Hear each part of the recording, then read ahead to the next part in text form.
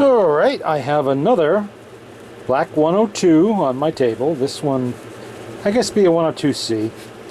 It's early, it's got the bullets on the motor board and the tray with the feet.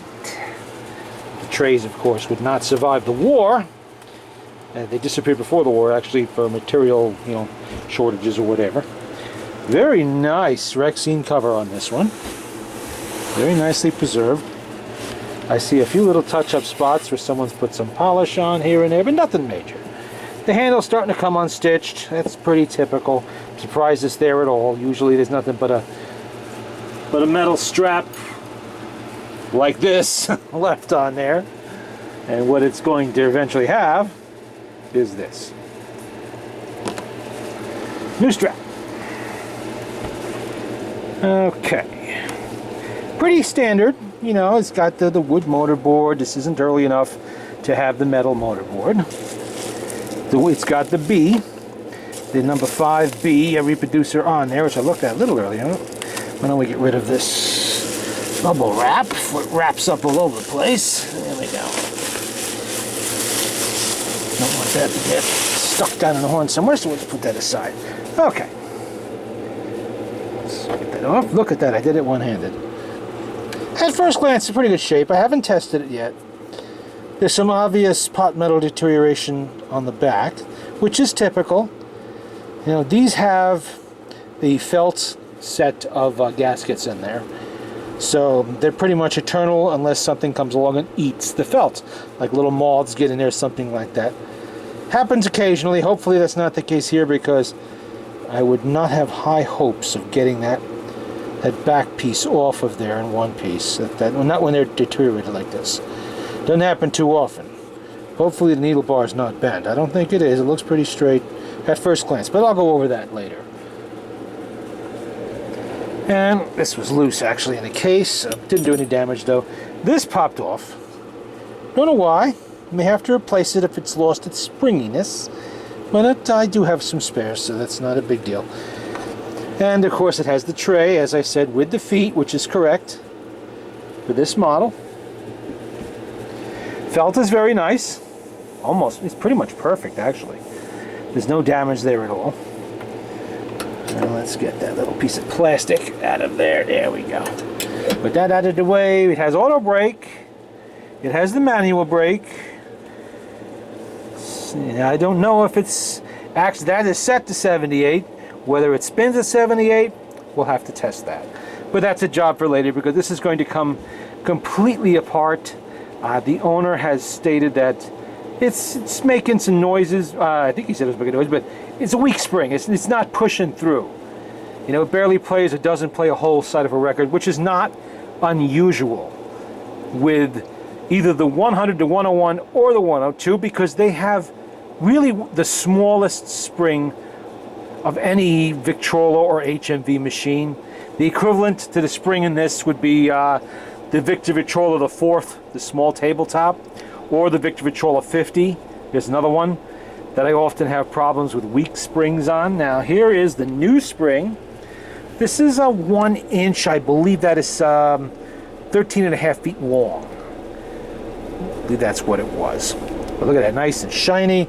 These have a hooked end in the middle and a pear-shaped hole on the outside. So when you replace these, you have to be careful about rotation in the barrel. You don't want to put it in backwards, because it is possible when you have a pear-shaped hole on the outside. It is possible to put it in wrong, then you got to take it all out again and start from scratch. So always note the rotation before you take the old spring out. I generally take a picture of it. Even though I've done countless numbers of these, I still always take a picture of the direction of rotation and compare it, just to double check myself that I've got it right, because I don't want to have to do it twice. So far I haven't. Nice. Winding handles, really nice, and the chrome is nice on there. A little wear spot there, that's minor. That means that it was spent most of its time stored in the case, back there where it belongs, and not left attached. Now what I usually like to do with these is I like to crank the motor up and see what it does before I do anything else to it, because that that looked a little bit white. Anybody see a problem here? Huh. Okay, that's not good. That should not be. Let's take this off of here. Come on. I have to put the camera down for a second because sometimes these turntables can be a little bit stubborn. Come on. There we go. Come on. A little more. Yeah. Okay. Now, what's going on under here? Wow. Look at that. That all 4 screws are actually loose. That's not loose. Huh. Well, I've occasionally come across these where 1 or maybe 2 be a little bit loose. Never have I had one that was quite that loose. That's now I was told this was imported from the UK and it was sold by a dealer over there as a fully serviced and functional machine. Everybody has their own idea on what fully serviced is, I guess. You go on eBay, you'll find 15 different variations. My definition of it is everything's working, everything's together, and it's playing well, and it'll at least play 1 record. Yeah, I don't expect portables to play 10 records in a row on 1 wind, but at least 1 would be my definition of at least adequate. Not perfect, but adequate. With these tiny springs, you don't really get a lot more than that, especially if the record is old. To have screws that loose, I don't understand how that slipped by. I mean, that turntable's got to be rubbing. It has to be rubbing on the brake. Yes, it is. You see that circular mark under my thumb there? It is rubbing on something. It is rubbing on the auto brake. I don't see it rubbing on the outside, but I wouldn't be surprised if it was. That should have been caught.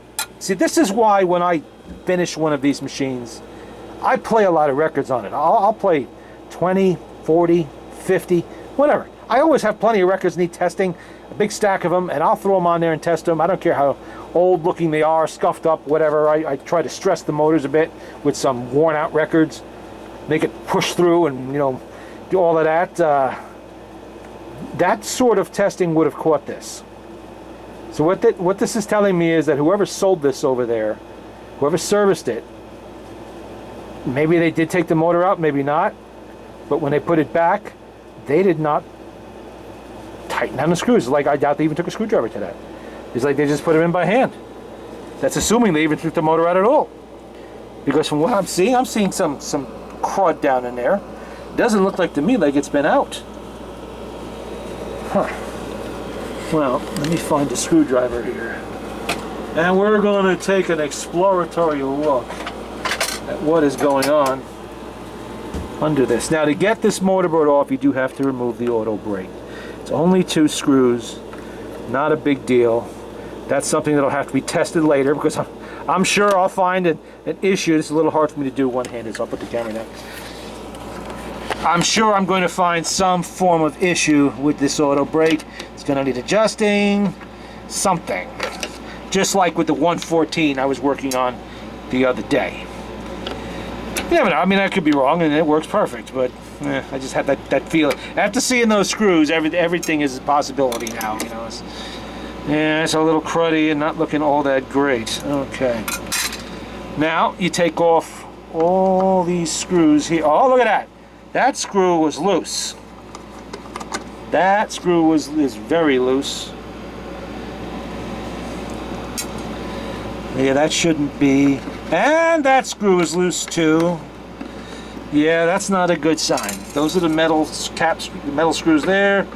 In the back here we have, okay, the wooden screws are somewhat tight. The wood screws, not wooden screws, the wood screws. Somewhat tight there, that's okay, they're all right, but I'm not liking when I'm finding all these loose screws. That is amateurish, I don't understand that. If this was done by somebody who knew what they were doing, these screws would be not Herculean tight, but snug. I should not be able to take them out this easily with this tiny a screwdriver. This is not the screwdriver I usually use for this. This is the one I happen to have handy, because now I'm really interested to see what is going on. So you take these two screws here out. This is your clip. Yeah, they're loose too. These are all machine screws on this side of the machine. There's only 2 wood screws in the front. Or is it 3? Yeah, it's 3. I'm sorry. I didn't take the one out onto the camera yet.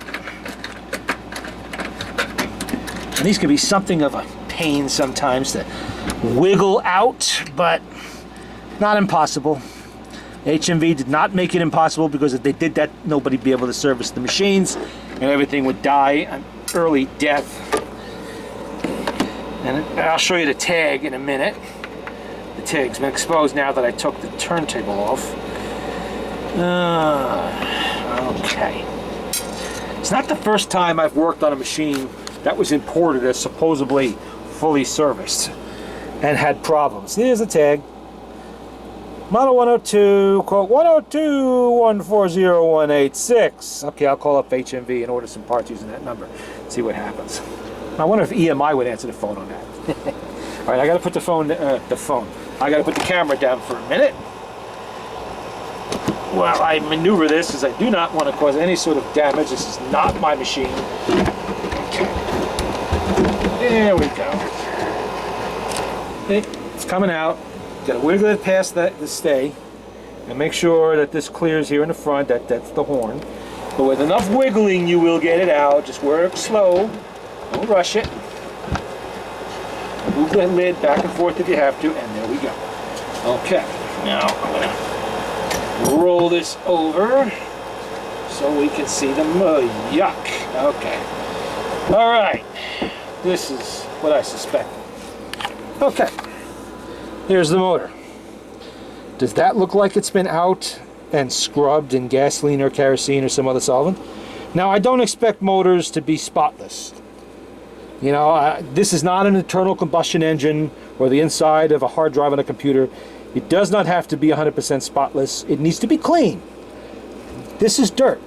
Look at that. That's like sand. That's dirt. It was not removed. Clear, you know, signs of old grease here. Let's look at the, yeah, look at the gears.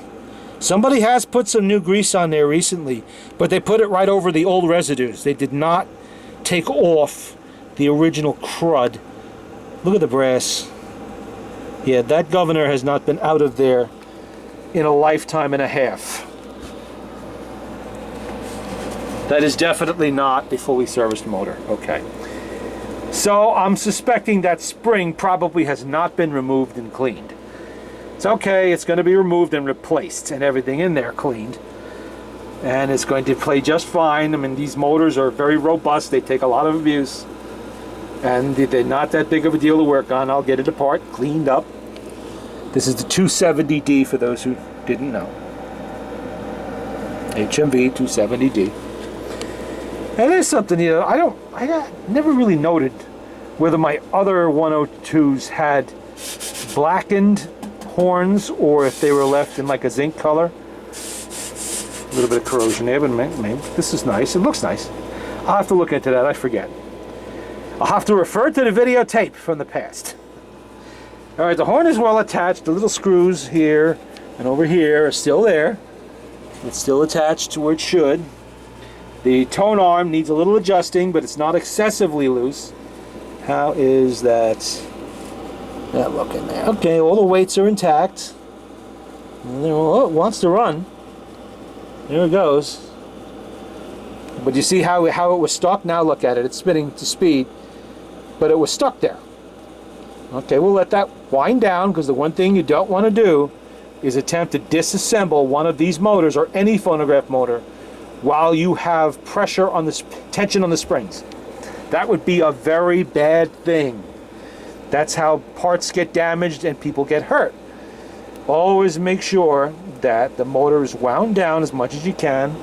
Wow, there's a lot of old grease on that governor shaft gear there. Look at that. Now I'll play with it a little bit, make sure. I'll wind it down by hand. I don't care what happens to the spring, because I'm getting rid of it anyway. If it unhooks, who cares? So yeah, I'll just do stuff like that. I'll do more of that later. I'm not taking it apart right this second. This was just supposed to be a first look at this, and I was going to play it. But seeing this, I'm not even going to bother. I can see what the problem is, and I would not play this before I took the whole thing apart and went over all of this. It's not even worth my time to do that, you know, to start playing records before that. And let's see. Okay. Re-greased and serviced September 2015. S. Buller. Vintage Sounds. Cardiff Bay, I don't know what that means, but somewhere in England, I'm assuming. Okay. Well, whoever this person is, they've been kind of caught out. Re-greased again? Re-grease again in 2030. No, it's going to be serviced in 2022. September of 2022. And that is what the service chart looks like to just do your basic oiling. Now, don't confuse servicing with oiling and greasing. Oiling and greasing are normal periodic maintenance. Servicing, as it says here, re-greased and serviced, means that whole motor is taken out, it is completely disassembled, everything is cleaned very thoroughly, or mostly thoroughly. You can leave a little bit of toning on the outside if you want to, it's not going to hurt anything. And the spring's been out of the barrel, totally clean and put back in. Now that is what you do when you service something, and you test the machine afterwards. That's all part of servicing.